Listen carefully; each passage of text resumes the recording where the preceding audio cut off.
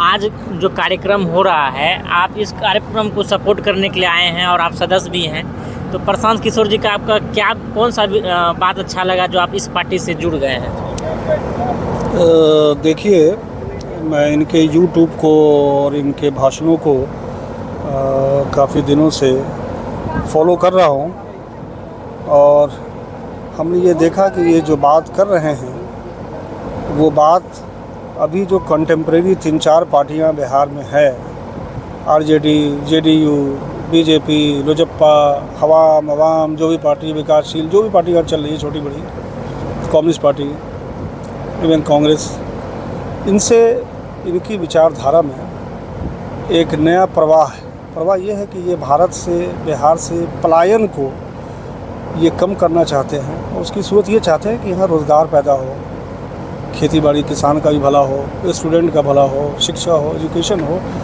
तो इनके समक्ष एक प्लान है, इन्होंने एक प्लान रखा है जिसको कई बार इन्होंने बताया है। जिस बात को अब तक हम जान चुके हैं कि जितनी पार्टियों का नाम लिया है मैंने, इनकी सीमा, इनकी सोच अब ख़त्म हो रही है। वही पुराने धर्रे हैं, वही पुरानी चीज़ें हैं। तो जनता चाहती है, हम चाहते हैं कि एक नए चैप्टर का शुरुआत हो और एक नए दिमाग से, एक नए अंदाज से और एक ईमानदार पार्टी आए और वो इन बातों को रखे और बिहार के समस्त लोगों का बिना जात पात, जाति, धर्म, इसको छोड़ के और तब समस्त लोगों का विकास करे।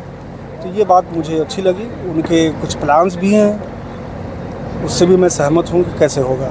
तो इसलिए हम यहाँ सपोर्ट करने के लिए मुजफ्फरपुर से आए हैं। और मैं बता दूं कि मैं उनसे, हमारी भेंट भी हुई है, मुलाकात भी हुई है शेखपुरा हाउस में। मैं ग्रुप कैप्टन एमजद रहमान नाम है मेरा। मैं रक्षा मंत्रालय में डायरेक्टर था, अवकाश प्राप्त हूँ रक्षा मंत्रालय का, हवाई फौज में था मैं। उसके बाद मैं कई कंपनी में, रशियन कंपनीज़, उसका मैं एडवाइज़र रहा हूँ, जनरल मैनेजर रहा हूँ। तो हमने देखा, उनसे मेरी मुलाकात भी हुई, भेंट भी हुई। उन्होंने हमसे पूछा, हमने कहा कि आपके विचार से मेरे विचार मिलते हैं, अगर आप वो करने वाले हैं तो। बोले मैं करूँगा, इसलिए मैं आया हूँ। तो हमें खुशी है कि बिहार में एक नई पार्टी आज बन के उभर रही है, जो ज़रूरी है। हर समय काल में अगर इतिहास को देखेंगे, एक राजा के बाद दूसरा राजा, एक पार्टी के बाद दूसरी पार्टी, तो नई चीज़ें आती हैं, वो अच्छी चीज़ें, नई चीज़ें लेके आती हैं। अब देखें आगे क्या होता है। बड़ा उत्साह दिख रहा है मुझे। इंतज़ाम काफ़ी बड़ा है वेटनरी कॉलेज में, 1 लाख चेयर है, 5-6 स्टेज पे लोग हैं। मैं सड़क से बाहर जब आ रहा था हाजीपुर से, लोगों के अंदर बहुत सारी गाड़ियाँ, बसें देखी, बड़ा उत्साह देखा है मैंने बाहर लोगों में। उत्साह का माहौल है। अब प्रोग्राम, चूँकि हम लोग इंतज़ार कर रहे हैं, प्रोग्राम शायद 2 या 3 बजे से शुरू होगा। 3 बजे से। धूप बहुत तेज़ है। अब देखना है कि समर्थक लोग इस धूप को बर्दाश्त करके बैठते हैं। अच्छा, जो बिहार में वर्तमान में पार्टी है, वो लोग भी तो विकास कर रहे हैं, तो इनको जनता कैसे मतलब भरोसा करेगा? नया पार्टी है। हाँ, विकास, इसमें कोई दो राय नहीं है। मैं हमेशा कहता हूँ, उनसे पहले भी लोगों ने बाइट लिया है। मैं कहता हूँ कि भारत का शुरुआती विकास आज़ादी के बाद से कांग्रेस ने किया, पूरे भारत का, जिसमें बिहार भी शामिल है। तो तमाम बड़ी बड़ी संस्थाएं कांग्रेस ने बनाई, तमाम अस्पताल, तमाम फैक्ट्री, तमाम चीज़ें। फिर कांग्रेस धीरे धीरे भूल गई। उसके बाद रीजनल पार्टी आ गई। उसके बाद जो है 1990 से श्री लालू प्रसाद यादव आ गए। उन्होंने भी क्षेत्र में बड़ा योगदान दिया अपने समय में। सोशल इंजीनियरिंग कहते हैं कि जो भी लोग नीचे के गिरे पड़े थे, उसमें काफ़ी समावेश लाया और सबको उठाया उन्होंने। तो एक सामाजिक न्याय दिया उन्होंने काम किया। लेकिन इंफ्रास्ट्रक्चर डेवलप नहीं हुआ उनके ज़माने में। लालू प्रसाद जी से मेरी पर्सनल भेंट और मुलाकात है। मैंने उनसे ये प्रश्न किया था सन 2000 में कि आप इतने पॉपुलर थे, इतने बढ़िया थे, लेकिन आपने किया नहीं। उनके साथ अब्दुल बारी सिद्दीकी मंत्री भी थे। वो बोले कि सर तो जेल चले गए, टाइम नहीं मिला हमका। नहीं, इंफ्रास्ट्रक्चर डेवलप बिहार का नहीं किया। उसके बाद नीतीश जी आए।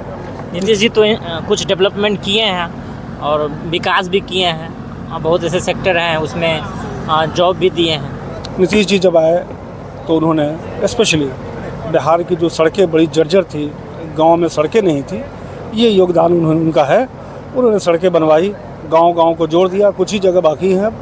तो ये उनका एक बड़ा काम है। लेकिन उसके बाद वो फिर एजुकेशन, नौकरशाही, एडमिनिस्ट्रेशन, ये टोटल गुम है। बगैर रिश्वत दिए हुए एक काम नहीं होता। कोई अफसर सुन नहीं रहा है जनता की।